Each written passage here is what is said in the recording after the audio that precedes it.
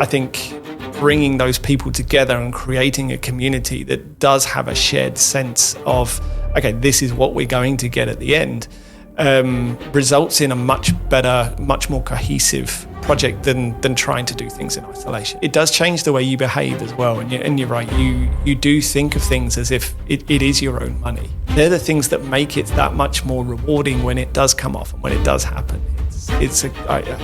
I didn't just take someone else's money or take someone else's time and I used that to grow my business or grow my practice.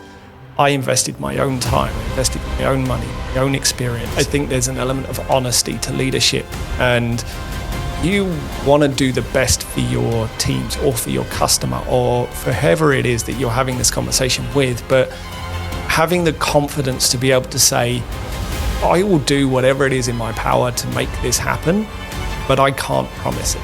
And I think people will respect that so much more than a leader who says, yeah, don't worry, I'll get this done, and a week goes by and it's not done.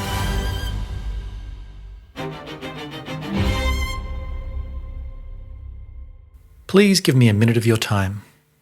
If analytics are to be believed, you're more likely to be a listener than a subscriber. No, this isn't a plea for your money, but it is a plea for your support, which can be free. The good news is you're already doing the hard part by taking the time to listen to conversations that are consequential. This show is still being built episode by episode, guest by guest, and your subscription and feedback helps me to determine who to invite, what to ask, so we can ensure that we deliver the most consequential content to you possible. So please, take a moment to subscribe on your platform of choice. Thank you for listening. Now, let's get on with the show. Leadership has a habit of drifting upwards, away from the tools, away from the edge cases, away from the stubborn realities that resist elegant slides. As responsibility grows, proximity to consequence often shrinks. Authority begins to rest on dashboards, forecasts, and carefully phrased promises. The work itself becomes something reported on rather than touched. Craig Baker has spent much of the past 18 months in growth and sales leadership, shaping strategy and securing commitment at the front end of enterprise technology, often in sectors such as utilities and infrastructure, where future carries operational and public cost. Recently, a customer gap forced a decision: manage the problem at arm's length or step back into delivery. He chose the latter. What he found was not reassurance, but friction. The friction between what leaders confidently sell and what teams can sustainably build, between seamless integration in theory and aging systems, regulatory constraint, and field conditions in practice. Stepping back into the work did not inflate confidence, it chastened it. But it also sharpened credibility, with customers and with his own teams. This conversation asks a simple but uncomfortable question. Is leadership authority something that can be earned through distance and abstraction, or does it require proximity to risk, tools, and consequence? Craig Baker, welcome to On the Subject of Leadership. Thank you. Thank you for having me. Not at all, my pleasure. So this is, if I may, one of the areas that I want to dive into first. It is this idea of how I think leadership changed meaning once you moved into a sales and growth role. And I guess first up, what exactly drifted? Was it, your understanding, your confidence, the promises? I guess, talk us through that journey. Yeah, I guess I spent much of my career at the front end, at the delivery end, and much of that career is spent leading teams and leading that delivery. And I think an element of me kind of looked back on that career and realized actually the sales process is something that I hadn't really been involved in, and it was a gap in my skill set and in my knowledge, and it was something I was relatively confident of being able to fulfill, and something that I wanted to experience and understand. Okay, how is it different? How is it different in the very early stages of talking to customers, building credibility, building up that trust with a customer, building up that relationship that ultimately leads them to saying, yes, you are the guys we want to work with. We want to build a relationship with you. My goal is always, I guess, a long-term relationship, and I often find myself not trying to look at the short term and not look at the quick wins, but also how do I build a long-term relationship with a customer? How do I build this trust? And I think to your point, it was post that sales process where I guess a traditional salesperson might step away and say, okay, this is now a delivery aspect, over to you. I didn't feel that was the right thing to do. I felt like if I wanted to continue to build trust with this customer and continue to show that we can deliver on the promises that we made during the sales cycle, that was partially my responsibility as well to make sure that happened. And as you say, when we did come across challenges and things didn't quite go to plan, I didn't feel like it was right to shy away from that. And very much it's almost my responsibility to step back in and say, hang on, guys, I was part of this process right at the beginning. I do believe that we can deliver what we said we would deliver, and I'm going to make sure that happened. And there was, I guess, a personal element for me to make sure that I wasn't that person that was making promises that others couldn't keep. And I guess that's always been an element for me in leadership, is leading by example and not asking someone to do something that you wouldn't be willing to do yourself. And I think that was the ultimate proving point for me, was being able to step in into something that I had sold and to help a team deliver that solution and that outcome. And ultimately it worked. It came through. And yes, I got in the trenches for a few weeks and kind of realized what it was like to be back in delivery. But actually it felt good. It felt good to be involved in delivering that outcome. I think I'm very interested in this stepping back in, because I do love the concept of the unwillingness to ask others to do things you wouldn't do yourself. But I suppose that's probably one of the interesting challenges in leadership, because there are things that I would be necessarily willing to do, but maybe unable to do from a technical standpoint. And so when you step back in, I suppose, what did you expect to find and what surprised you about shall we call it, the return to the tools? Yeah, I often find myself in the same situation. I have the willingness to help and the inclination to want to help, but it doesn't always mean that I have the skills or the knowledge to do. And I think for me, it's about finding how I can help and what I can do, and then enabling and empowering others to do what it is that they can do. I always like the concept of be the dumbest person in the room. And yeah. I like that when you're a salesperson and you're enabling a delivery team, you want that delivery team to shine. You want that team to be able to have all of the tools and the right environment that they can do everything to the best of their ability. And I think that was really the goal for me, stepping back into that environment, was not necessarily to take anything on and not necessarily to do any work for people, but to help make the right environment, fill the gaps where I can, understand where people just need a little bit of support or a little bit of guidance. And I think that was often, to your question, that's what I found, was not necessarily that there was a skill gap or a knowledge gap. It was more necessarily a capacity gap in terms of there's a lot of work to do and not enough people to do it. And it's an element of, okay, you have a certain amount of knowledge from your past experience. How can you help us deliver these things? But it wasn't necessarily stepping back in because I was more experienced or because I was more knowledgeable. It was more so, how can I be another pair of hands to help build that right environment and help build the right place for people to be able to shine and do what it was that they needed to do in order for the project to be successful. And I think that opportunity to shine, I think, is the one that interests me a lot. Often it perhaps is just their lack of confidence, in the sense, and by confidence I don't mean their confidence in their abilities, but I think it's their confidence to sometimes prioritise and push back on requests. Because I think the very nature of most technical projects is it's impossible to do 100% of the things. And there's a strong argument to be made, if you can get 100% of the things done, then the goal wasn't ambitious enough. And so everyone's going, well, push the goal further. So at some point, you're going to go beyond, I guess, what the laws of this universe will permit to happen, given the time and resources available. But that, I know, can be very stressful, particularly, and again, I loathe to use the word, but more junior people on teams who feel a certain pressure of, but if I can't get through it all, it means that I'm not up to the job, and it means I might even lose my job. But as a more experienced leader, we can look at it and go, no, that's the furthest thing from the truth. There's no way you could get through all of this, but here's what we'll focus on given the available time. So almost a bit of a leading question. Is that what you felt was being added by putting yourself back into the mix? Yeah, I like your point around the confidence to say no, and you're right. That very oftentimes comes with experience. It's very hard to do it the first time, and it gets slightly easier the second, and even more so the third and fourth and fifth times. But I think it's that element of being able to say no, but being able to say no in the right way. And I think back when I was a leader, my coaching to my teams was always, it's not no, it's not right now. Yeah. And it's things like there's no such thing as a bad idea. It's how do we frame it in the right way, or how do we put it in the right context to make sure that idea is delivered in the right way.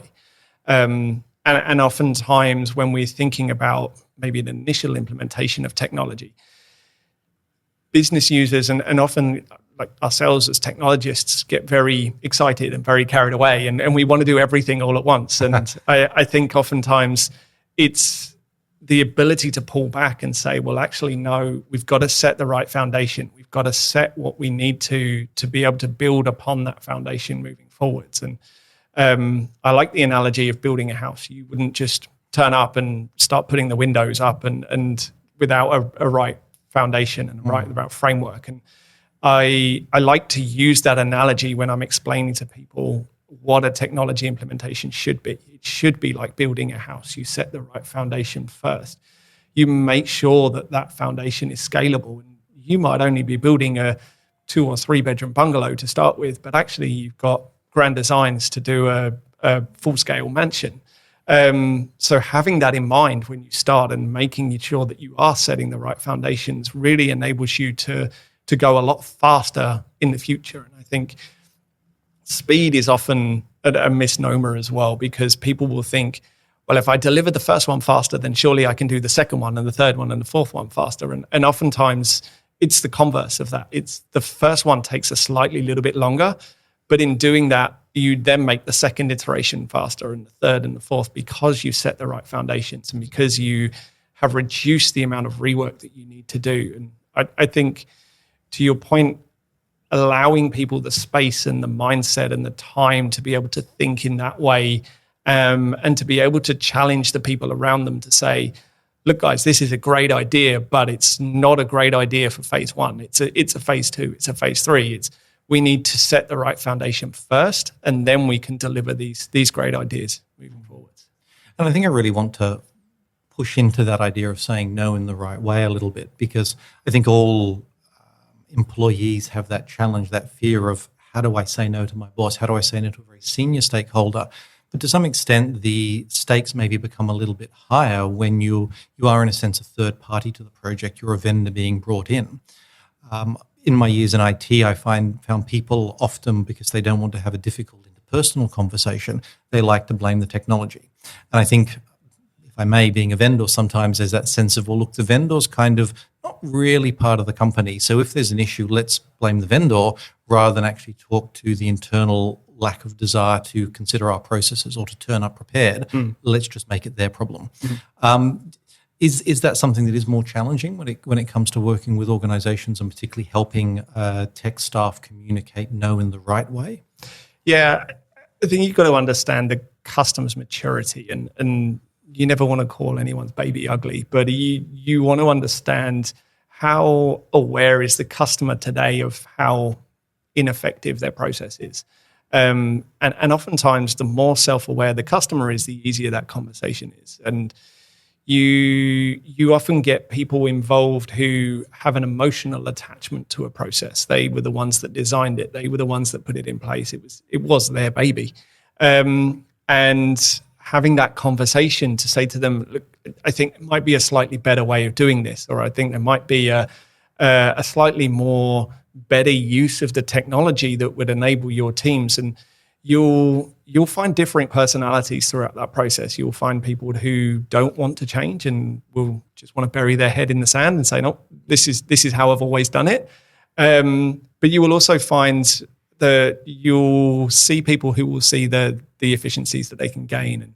And oftentimes it is the ones that have the emotional attachment to say, I did this and I did the best I could at the time I did it, but actually I do appreciate that there is now a better way to do this and a more efficient way. And that's actually going to save me time, or it's going to save me money, or it's going to increase the happiness of the people around me. And I think it's those people that you want to build as supporters of your project and supporters of the change that you're going to make, because change management can make or break a technology project. It's oftentimes less so about how good the technology is and what it is, and it's more so how do you roll out that change to the business? How do you manage that change process, and how do you build that adoption and momentum moving forwards? And I've seen some really great technology products fall completely flat because adoption wasn't considered and the change management wasn't considered. And I've seen the opposite of that be true as well, where as technology people, we look at a piece of functionality or a piece of solution and go, this isn't exactly groundbreaking. But the people using it makes such a difference to their day that they then become promoters of what you're doing, and they then talk to the other people around them, and that starts to gather momentum and adoption, and from there things start to grow. And I think that's a really good way of building that community of people around you throughout the life cycle of a project. We often think of the testing phase or the training phase as the time to get the end users involved, and oftentimes that can be too late. I think the earlier you can get super users, champions involved, the more adaptable they'll be, the more championing they'll be of your solution. And I think that's a great way to deal with that adoption problem very early on. And I'm particularly interested in that. You mentioned the change management piece. I guess it keeps coming back to what is the underlying business problem. And so often, particularly when it comes to technology, people are almost seeking to buy a solution to their problem when it depends a bit on what the problem is. I mean, if your problem is, well, we're struggling to make our numbers and this quarter we're going to fall X% short, simply implementing an AI agent, simply turning on a new CRM, simply trying to rebuild your ERP or whatever it happens to be, isn't necessarily going to move the needle on that quarter. It might have tremendous financial benefits in future quarters, but it's not necessarily a now and here thing. And perhaps that's maybe that key as to what is the business trying to solve, and then why are they therefore pressing for this either solution or this particular feature of the solution as heavily as they are. Mm-hmm. Yeah, I love the concept of experimentation, and it becomes so much more prevalent now given that the build cycles for new technology are so much more faster than they used to be. And I often talk about the longest part of a project used to be the build, and you used to have this idea of you do a design phase, you disappear for 6 months, and you come back with a finished product that may or may not fit the needs of the customer. That's almost flipped on its head now. You need to spend so much more time in the design, considering the right foundation, considering the problem and the outcome that it is you're trying to achieve. The actual build is not the bottleneck anymore. It's not the part of the process that slows down. And that, for me, is a really great opportunity. And your example is to say, well, yes, we do have a problem this quarter, and we're not sure what the long-term fix is, but we need to get something in place that's going to get us out of the hole now, but also allow us to test a theory or a hypothesis that says, well, if we do this, does it move the needle? And that's where I like this idea of experimentation, short-lived solutions that solve a problem today that allow you to test a hypothesis. And then you don't go into what can be quite a large technology transformation based on theory. You've actually got the practical knowledge and the data to prove if we do this and we make this change and we implement this solution, these are the results that we can expect to achieve because we've actually seen it work. And I think that's a great element to how software delivery has evolved and how it works well today versus historically that wasn't part of the case. And what I'm hearing here is almost, I suppose I would term it a layering of trust. By stepping back into the tools, getting a little bit closer to the process, you're adding a layer of trust on it to try and understand what the client challenges are. You're sort of layering another element of trust on it, and then going a step further, which is starting to see the outcomes, getting some empirical data. It's no longer what we think might be possible. It is now what actually is doable. And again, that's almost like a third layer of trust again. So it's this, it's almost like you're sort of rebuilding the onion in terms of the client relationship. Yeah, I always like the customers that I work with and relationships that I build to be sustainable. I think there's an element of, you could sell $1 million transformation today, but that might be the only transformation that you do with that customer. You might solve a problem, you might not. But actually, I would much prefer to start smaller and slower, but actually build on that relationship and build on that that element of trust and understanding and having an element of buy-in to their problem and the outcome that it is that they're trying to achieve. I like to think less in solutions and much more in how do I help them achieve the outcome, and how does that become a shared outcome and a shared goal, rather than, okay, you're the customer, this is the problem that you're trying to solve. I'm a vendor, here's a solution that solves your problem.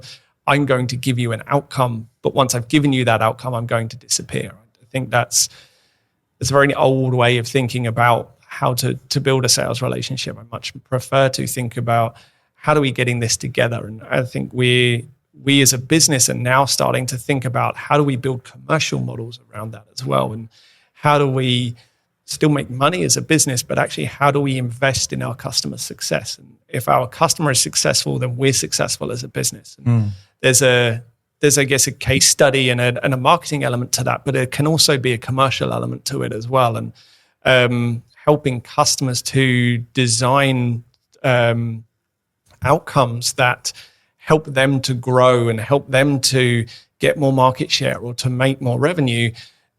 As a technology business and as a consulting business, it's our, I guess, responsibility to help them do that. And I think it's often difficult if you see a customer has a solution delivered that doesn't solve the problem, doesn't get them the outcome that it is that they're trying to achieve. And oftentimes that results in that customer having to spend more money and actually doing more than actually what they were promised in the first place. And that's not where I want to be as a person, regardless of role. I want to get involved. I want to understand, okay, well, this is a shared problem. How do we solve it together? Yeah.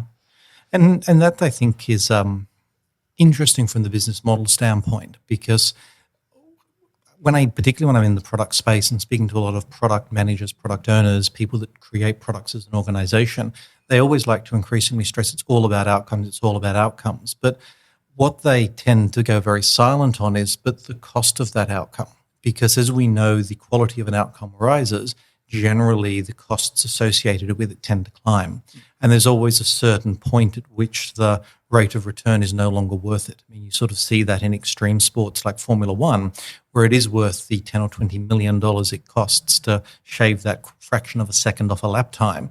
But in more of a, say you're trying to run Uber or a taxi company, it's not worth the money to shave that fractional second off a trip. There needs to be another way to look at it. And I guess as a consultancy coming in, is that one of the key challenges? You're focusing on an outcome, but the costs are rising. There's a certain tolerance that an organization will have to pay.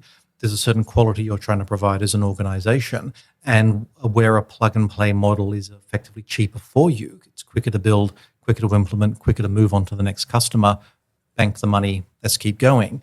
I guess there's that strong pull to not do that, to focus on the organization's outcome. Mm-hmm. Yeah, I think you've got to think long term, and I think, like you say, there is potentially a plug and play option that says, well, we're going to solve your problem, we're going to give you the output that you want, and it's going to cost you X amount, and if you want more, then it's going to cost you more. And that might win in the short term, but I would hasten to guess that those are the consultancies that don't grow in the long term. Having that approach is not how I would want to do it, and I don't think it's the right sustainable model. I think the world is small enough that people still talk to each other, and word of mouth still grows. And it does. That's I guess one of the elements that we've seen in growing the business is we've invested very little in marketing, and the growth of the Jarvis business has been very much focused on word of mouth. And because of our approach to advisory and approach to understanding the problem first and trying to help understand, okay, how do we solve this problem together? That's helped us, I guess, build long-term relationships with our customers. But also it's then helped us build a reputation within the ecosystem that we are that trusted advisor. We are that approachable team that will help you to solve the problems that you have. And sometimes that also means saying no and saying, I'm sorry, we can't help you solve this problem. We can help you understand the problem. We can help you to articulate what the problem is, but it might be that we're not the right fit to help you with this. And I think that also builds trust and a great relationship with potential customers as well is saying no. And again, it means saying no in the right way, but being honest with customers rather than less honest consultancies out there that might be able to promise something that they can't deliver. And I think that's also the challenge in the ecosystem with consultants is there's a very broad brush knowledge of how consultants work. And I think it's oftentimes hard to prove that you're one of the good guys. But I think it's much more valuable when you can do that. Yeah. And is this perhaps part of the, shall we call it the sales operations tension? The sales rep, if I can really generalize, mentality is, well, anything's possible. Let's close the deal and then work out the details later. Whereas in an operational mindset, it's far more, no, hang on. Let's look at the details first because I don't want to be on the hook for a sale that's simply not deliverable because I'm the poor muggins who will be left having to explain it to the customer when the sales reps moved on to their next round of golf to use an old adage. And so did moving closer back to the tools, perhaps being back in workshops, change that approach, what you were willing to sell? Did it affect how you thought about some sales? Or is that, I guess, because you've come from an architecture background, has that always kind of carried with you into sales? And is that maybe a tip in the tech space? Have that operational knowledge first before you start trying to flog a product? Yeah, I think there's a right balance. I think I'm definitely a bit more creative with my solutions today, and my architects will love me for that. But you're right. I think in delivery and when you're at the forefront, there is an element of being overly cautious. And oftentimes when you are in a sales process, it sometimes is about who can paint the best picture and who can be a bit more creative with what they can do. And I think there's definitely a balance between not promising something that you can't deliver, but also being able to think outside the box and say, okay, well, maybe this isn't the traditional way that you might use this feature or this function or this product. But there's no reason why we can't do it this way. And I think what I find is I tend to think a lot more in chains of features or chains of products rather than products or features or even whole pieces of software in isolation. I think when you're at the coalface and you are that one responsible, you tend to think very isolated in terms of this is my area, this is my knowledge set, these are the products that I know about, this is what I'm going to use to solve this problem. I think there is an element of being much more creative in a sales process, but finding the right balance between being creative but making sure that what you are delivering and the image that you are painting is one that can be deliverable. And I think it was good to get involved and actually see, I guess, less so the challenges that the image we created was causing. I don't think that was the problem. But there was certainly an element of how do you coach people through the process? I think this is extremely prevalent when you get a project that has quite a large group of stakeholders. It's trying to maintain consensus of what it is that we're actually trying to deliver, and everyone will have a different opinion on what that is. And I think bringing those people together and creating a community that does have a shared sense of, okay, this is what we're going to get at the end, results in a much better, much more cohesive project than trying to do things in isolation. I'd agree.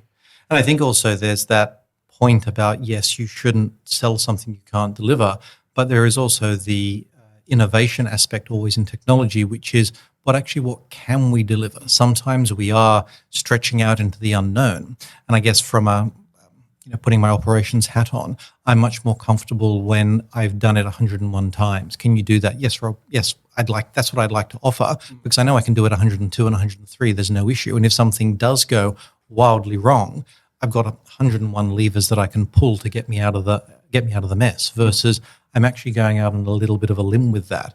And did you find that with the team, your active leadership in the moment made them a little bit more willing to take a risk, to go out onto that branch a little bit, because there was less fear of them having to take I use the term gamble, because the boss is here and he's confident that we can get this done. We're going to have to work hard. We don't yet know how to do it, but he has confidence that we can get a solution. Yeah, and I also think there's an element of the team knowing that you've got their back. And I think as the leader of that team, you've got to be willing to be at the front. And when the challenges do occur, you've got to be the one to stand up and take the brunt of those challenges. But also the opposite of that is true as well. When things are going well, you've got to be able to take a back seat and go, this isn't me, this is this team, this is what these have delivered. And I think that's a real balancing act as a leader, is being able to be at that forefront and take the brunt of those challenges. And when things don't go so well, being able to stand up and go, look, I take this on. This was my idea. This was my concept. It didn't work out, but here's what we're going to do about it. And we're going to pivot and do something slightly different. I think when you do that, the team sees that you've got their back and you're not going to hang them out to dry if something goes wrong.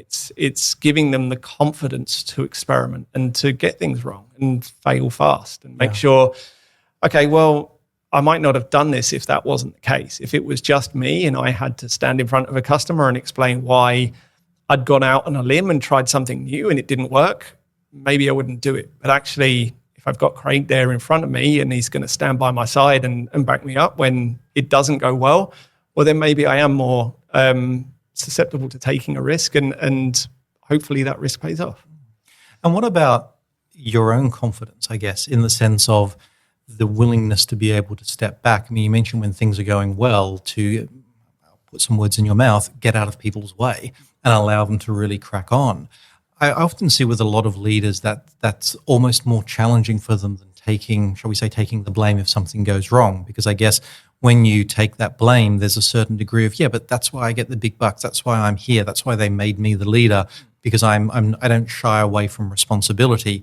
There's almost this, shall we say, a slightly aggressiveness to that stance. But I think the humility that comes with stepping back when a team's being successful, and to a certain extent not to take part in that success, to allow the team to take the bow, that's something I find much more challenging for leaders. How have you addressed that in your own practice, or is humility just a natural thing for you? I think it speaks to who I am as a person. I'm relatively introverted as a person. I'm not the life of the party. I'm not the person that's going to go to an event and talk to as many people as possible. I'm more than likely the guy in the corner who doesn't want to talk to anyone. And I think there is an element of that as part of it, is that I don't like the limelight. I'm not someone who looks for the limelight.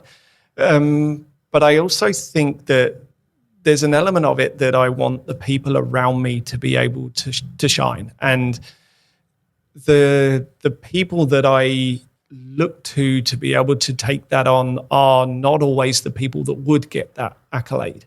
So I want to be the one to be able to step back and say, no, this is you did this. And I think the best thing is, yes, seeing people get those accolades, but also seeing the confidence that it gives them in the next project and the next project, and giving them that confidence to fail again and again and again, but be able to pick themselves up and be able to openly say, yep, look, I tried this, it didn't work, I'm going to try something else. I think once you've get someone into that mindset and get into that experimentation mindset of it is okay to fail, and it is okay to take the limelight and take it when it is your work that's being done. And I think I was lucky early in my career that I had similar leaders around me who were of a very similar mindset to myself. They wanted their team to shine, and if their team were doing well, then they were doing well as a leader. And I think I took that on as a mantle from those early lessons. Was this is how I want to be as a leader. I don't want to be the guy at the front who takes all the glory when everything goes well and doesn't want to take any of the bad things when it's not. I want my team to be able to shine, but I also want to be able to support them if things are not going well. And I guess that aspect of leadership that, I guess to use a bit of a poetic phrase, the echoing through the generations, how our actions today live on tomorrow in the actions or ambivalence of other people. And when we are leading, are we setting that role model? Are we setting other people not only up for success, but also to have a willingness to behave with a similar moral desire? I guess is one of the real keys, and I guess that creates such a virtuous circle and creates not only moral organisations but places that people truly want to work, rather than places that are just pitched as everybody wants to work. Mm-hmm. And I think the ultimate thing for me that shows that I am doing the right thing is when I see people using the same behaviors that I see. I see now that there are people that I've mentored or the people that have worked as me as their leader now leading teams and doing the same thing and following the same methodology. And I think that's when I look at it and go, yeah, I actually did a good job there. And Nice. Again, it's one of those things that it doesn't, there's no shining light, there's no trophy for that. But there's something internal that you look at that and you go, yeah, okay, I did that well and that was a good job. And now I can see that person is now doing the wings the way I would do them. And that's a great thing to see, because you then would see that person then helps the next generation and the next generation. And that for me is the ultimate goal, is to have, I guess, almost that silent legacy of, okay, well, someone taught me that this is how you lead a team, and I've now taught the people that worked with me that this is how you lead a team, and hopefully they will do the same moving forwards. And I think that really is the core of building an organisation. I think a lot of when I see senior leaders, they like to take the bow for building a business, but effectively what they're really doing is writing checks. In other words, the board's given me a remit, a mandate, I've got some cash, I go out to market and people want work, people want money. Great, I've built a team, but actually they haven't. They've employed a team. I think that's an interesting distinction, is the difference between building teams and employing teams versus building companies or just having enough cash flow to, I guess I'll use the term employ a company. And I suppose that's one of the things, as you've worked with Jonas and Pascal to grow Jarvis, you are really seeking to grow the organization, not just there's some cash in the banks, you'll employ more people and it'll look like growth. It's actual meaningful growth. Yeah, agree. And I guess it's a blessing and a curse at the same time, because yes, it is that much more powerful now that we are 110 people and we built this company over 6 years. But it does make the journey that much harder, and you are emotionally invested. It's their money, it's their company, and being the fourth or fifth employee of the company, I have that emotional investment as well in seeing it grow and seeing the people come into the company, and you do take that personal responsibility for building the business. And like you say, it's very different seeing a business like that grow organically than one that has taken investment and potentially has taken someone else's money and grown in that way. You don't get the same emotional investment in that way. And I think oftentimes that shows as well. Yeah, I think it does. I mean, it's that thing of how much do you feel the money is, in a sense, your money? You know, when it's coming out of my wallet, I consider my expenses in a particular way. I've often seen people in organizational contexts don't take that same consideration. It's not their money. So, you know, what does it matter? Sure, I want a good deal, but the main reason I want a good deal is more to justify my decision, i.e. to make me look good, than necessarily because I'm truly invested in safeguarding the organization's money. Mm-hmm.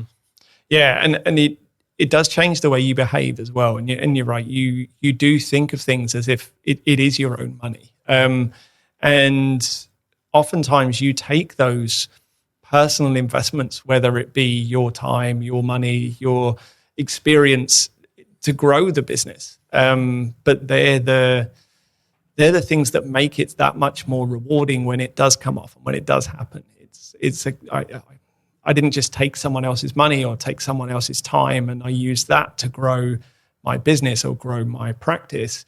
I invested my own time, I invested my own money, my own experience. I often tell a story and to when I first joined Jarvis, and I had about 3 or 4 options on the table. And I remember saying to my wife, I think I'm going to go with these guys.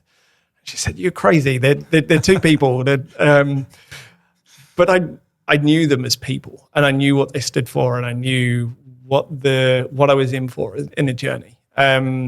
Maybe not completely, but I knew that they were invested in this. They were going to make it successful, and they were going to do it the right way. And that's what I think really kind of rang true for me was, this is a business that I want to be part of. This is the long term for me. This is not a short term grow a business for a short period of time and then make some money and disappear. It's, no, actually, I'm going to be invested in this. And that's emotional investment, personal time, money, everything. It becomes your life to a certain extent, but it does make it that much more rewarding when you get to that element. And there was that part for me where I did step away from leading the practice and step into that sales role. But I think it was the right time for me. Both personally, we just had our second child, and that was a time element where I needed to spend more time with my family, and I didn't feel like I could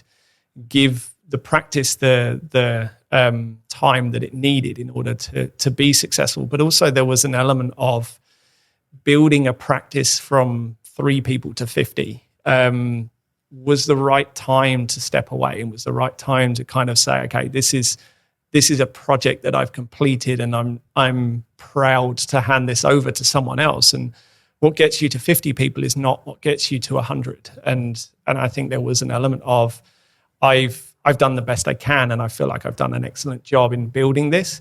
But now is the right time for me personally, but also from a business perspective to kind of make sure that someone else can take this on and continue to grow as the business continues to mature. And I think that's such an important insight for anybody out there who's looking to scale a team or scale an organization, is that scale isn't linear. And I don't mean that in the sense of just linear growth, i.e. 5, 10, 15, 20. I'm more meaning it in the sense of the skill set you need to build and manage a team of 5 is quite different to a team of 50, quite different to a team of 500. And I think that recognition of the changes and also the project stages. I mean, too often internal organizational development is more, has the board voted money? Do I have budget this year to do something? Versus seeing it more as a strategic people design. And okay, if we're doing the strategic architecture of the people of the organization, let's think of it as a project, and projects usually have phases and stages. How do we stage that as a business? Yeah, definitely. And you're right. Oftentimes it's quite reactive when you're building a business. It's, we've outgrown this structure. We need to think about how we would do this differently. And I'm sure there are people who are a bit more proactive about it and may have this is what our structure looks like at 10, at 50, at 100, at 500.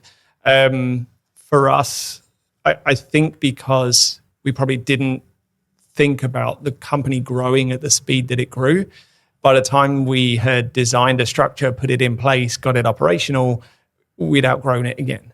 Yeah. And I think there was an element of hiring the right people that knew that this was a journey. This wasn't a normal consultancy that you were joining. This was a company that's still trying to figure things out. And we always use the analogy, trying to build the wings whilst flying the plane.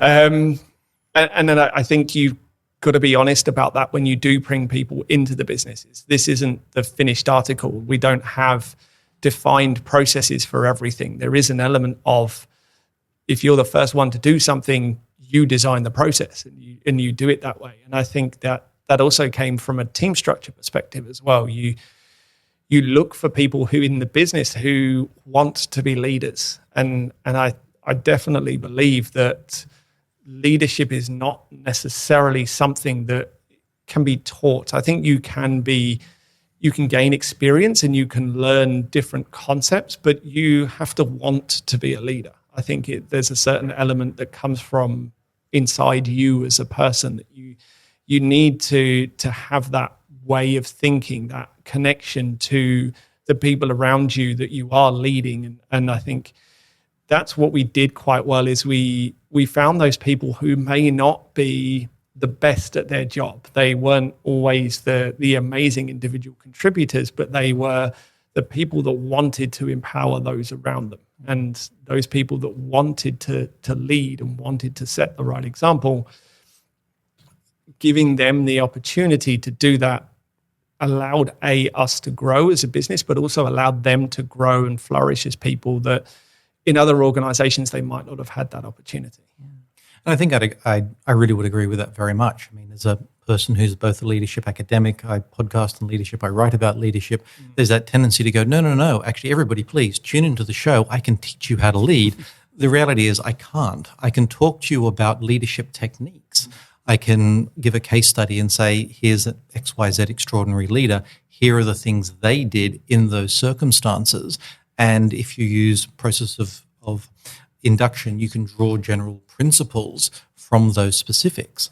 But I would argue, leadership is something that is this innate desire to stand up, to be accountable. And I think some people by nature wish to be held accountable for their actions and others don't. And I think what's most frustrating and frankly saddening about corporate life is usually the people that tend to climb the ladder have a capacity to avoid accountability. And I know that a lot of them would push back on that, but it's simply true, because if you are very honest and if you take the failure of a project on the chin, that will tend to be a little bit of a mark against you in an organization. Now, if you've got a very enlightened boss, they just know that's part of business. The less enlightened bosses, the more authoritarians, will tend to go, well, no, actually, that gives me a reason to hold that person's salary back this year. I'll save 15 grand on my budget. Great, tick, that's a win for me, not so good for them. If you push back, well, let's go down, let's look at the things you got wrong. But hang on a second, part of this was I thought we were supposed to be innovative. I thought you wanted me to take a leap. It turns out you did, only to a certain point. So unless you are the first perfect person in history that never fails, you can't by nature innovate without having some form of failure along the way. Yeah, I agree. And I think if I think of the businesses that I've worked in that have done it well, they value individual contributors as well as leaders. I think the old hierarchy of if you're a really good consultant, well, you must be a really good consultant leader as well. And oftentimes, again, I think it's going back to what do you want to do as a person? Not everyone wants to lead a team. Not everyone wants to be that focal point, and then that's okay. And I think, and you still see this today in some structures, is the only way to move up in an organization is to become a leader. Yeah. And then you often end up with teams that are not happy with their environment because they have a leader in place who really doesn't want to be there. But they wanted the next step. That's right. The next step that was offered them was become a leader. Yeah. And it's like, but I don't want to be one. Do you want the pay rise? Yeah. Okay.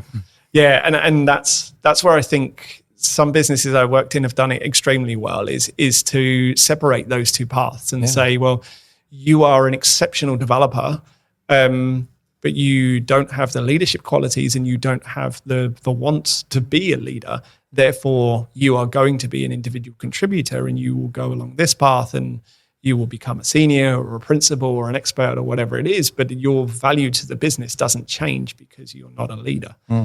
And I certainly think separating that out, I mean, I always have the mantra leadership or management. It's not a side hustle, but too often it's, no, hang on a second, you're a developer, great, you're a senior developer, okay, let's give them some employees, great, you're now a manager, but your primary focus is on delivering quality code.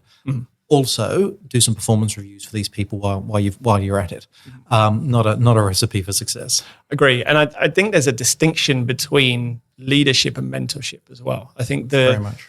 The best individual contributors I've worked with want to mentor more junior people and they want to help, but they don't want that responsibility of being that person's leader. And I think giving someone the space and the environment in which to be able to mentor those around them and to be able to pass on their knowledge and experience to the next generation, I think is key, but not putting that person in a position where that's their role. They have to do that. I think that's often where things go awry. And I think that starts to lead into what people must let go of to lead. You enjoy being hands-on with the code, and I see this, but particularly in tech spaces, where people, frankly, they love to tinker. They are a bit geeky and they like to roll their sleeves up. But sometimes as you climb the organization, you've got to get to a point of going, but I've made an active choice that is no longer my job. I love to tinker. Every now and then I'll get the chance, but I can't keep inserting myself in that tinkering space. I think that probably comes back to what we were talking about earlier, which is this idea of letting people take the bow, but also letting people do the work, not allowing your love of tech to just override and insert yourself in every cool tech conversation because you just love it. How do you, what must you let go of? And I guess as you've moved into leadership roles, what did you find you needed to let go of? Yeah, I think you're right. There is that element of being hands-on. And I think this is why I like the approach of helping out where I can, because it does allow you to have that element of being hands-on. And I think one of the things I was always conscious of stepping into a leadership role was losing touch with the technology and what the latest features were or what they were able to do. And I think there's always an element for me of having that knowledge and having that environment. But you're right. I think you have to make a deliberate decision to say, I am going to be less hands-on. I am going to focus on leading people. And actually, it's not what I deliver anymore that matters. It's what my team delivers. And I think you've got to think of yourself as a multiplier. There's only a finite amount of work that you can do as one person. But if you can lead a team of 4 or 5 people, well, then you can deliver 4 or 5 multiples of that. And I think that's one of the key elements that you need to consider as a leader is if you work on your own, you're only going to be able to be as good as what you are on your own. But working in a team and understanding that team have different skills, experience, different knowledge, well, then there's so much more that you can do together. And it really, I suppose what I'm taking away from this is there's that need to both work out what you need to retain about being on the tools and what you need to let go of to effectively lead the team. And I suppose it's trying to find that balance, because I'm doing a lot of work on polarities at the moment, and that it's not a case of it's a problem, pick one, solve for it and move on. It's actually about you've got to try and maximize the upside of the two polarities, in this case being both off the tools and on the tools, without triggering the downsides of them. Yeah, exactly. And I think for me as well, the way I find that I best lead is by being able to relate to the problems that my team have. And the further away I got from the tools, the harder I found that to be the case. I always like to lean on experience when I'm leading a team. And if I'm working one-on-one with someone, I may not have experienced the exact problem that they're trying to overcome, but I can at least relate to the challenge that they're facing, and I can at least give them some guidance on, okay, this is how I would approach it and this is how I would do it. And oftentimes one of the exercises I like to do in that example is let's do it together. Let's actually, I don't know the answer, but let's sit down and let's see if we can figure it out together. And I guess the analogy, 2 heads are better than one. Oftentimes just giving someone that space and that person to bounce ideas off of helps them overcome. And the number of conversations I've had in one-on-ones or with team members where I don't feel like I actually did anything. I just sat there and they told me the answers. But giving them the space to do that, I think managed to help them to find what was the right answer rather than sitting there and just going round and round in their head. And this is always, I think, shall I call it the 4-part aspect to management or leadership, in the sense of there's the training, there's the coaching, but there's also this mentoring space. And sometimes mentoring, it's not like training. You're not trying to actively impart a particular capability. You're more trying to help the person unlock often a latent or a dormant capacity that you don't know that they have. They've forgotten they've got it, but you're still trying to help them to unlock all of their potential, not just enhance the visible bit you can see, you know about, and you know how to give them a pro tip. Mm-hmm. Yeah, exactly. And I think sometimes it's just stripping away the things that don't matter and just kind of helping someone see the wood for the trees. Okay, this is the problem you're trying to solve. Let's focus on this problem first. Let's forget about everything around it. Let's just focus on how do we get here. And oftentimes just being able to enable them to take that step back and take that kind of focus. And you're right, you're not solving the problem for them. Your experience and your knowledge of the problem that they have is almost irrelevant. It's your approach to problem solving, and it's your approach to how do you help someone kind of step out of that zone and see the things that they probably can't see when they're in the detail, and ultimately enabling someone to come to the right decision without actually feeling like you've done anything. Love it. If we might start wrapping up here, sure. I might go into a lightning round with some questions. I'll fire something at you. You fire back the first thing that pops into your head. Sure. So what's a promise leaders should stop making immediately? I think saying, yes, I can get this done without knowing that they can. I think there's an element of honesty to leadership, and you want to do the best for your teams or for your customer or for whoever it is that you're having this conversation with, but having the confidence to be able to say, I will do whatever it is in my power to make this happen, but I can't promise it. And I think people will respect that so much more than a leader who says, yeah, don't worry, I'll get this done.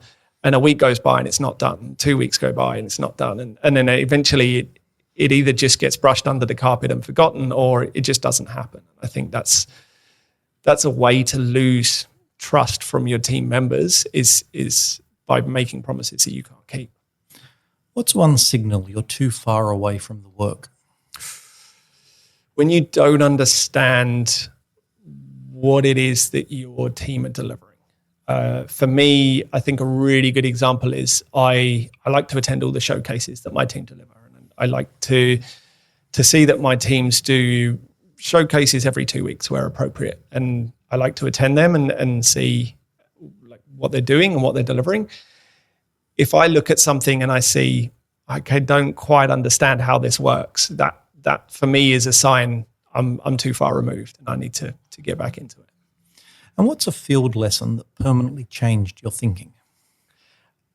I think the thing, and again, this was relatively early in my career, but something I've kept is the bigger the difference between a back office and a front office, the more you have to spend the time with both. And the biggest example for me was in the utility sector, you tend to have back office staff who do administration and they might do planning and they largely spend most of their time in an office in front of a computer. And you have front office staff. You have the guys who are in the field doing the work. They might be digging the holes. They might be filling them back in again. They might be installing a meter. Those two environments are so extremely different that if you spend all of your time in one and not in the other, and largely as technology people, we tend to spend our time in the office and not in the field, that's when you lose touch of actually what is going to move the needle for these guys, what is going to make this change, what is going to help. So I think the thing for me is making sure I do find that right balance and do find that I am considering where a tool is going to be used and the environment that's going to be used in. Amazing.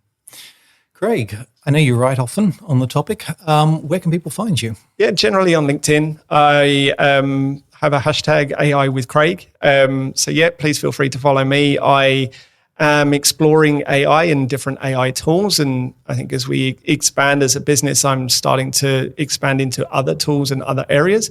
Also, as we've covered a couple of times here, energy and utilities is my area. And that's the real focus for me is understanding the industry. And yep, you can find me on LinkedIn, Craig Paul Baker. Yeah, you will find my ramblings there. Craig Baker on the subject of leadership. Thank you very much. Thank you. Good night and good luck. Thank you.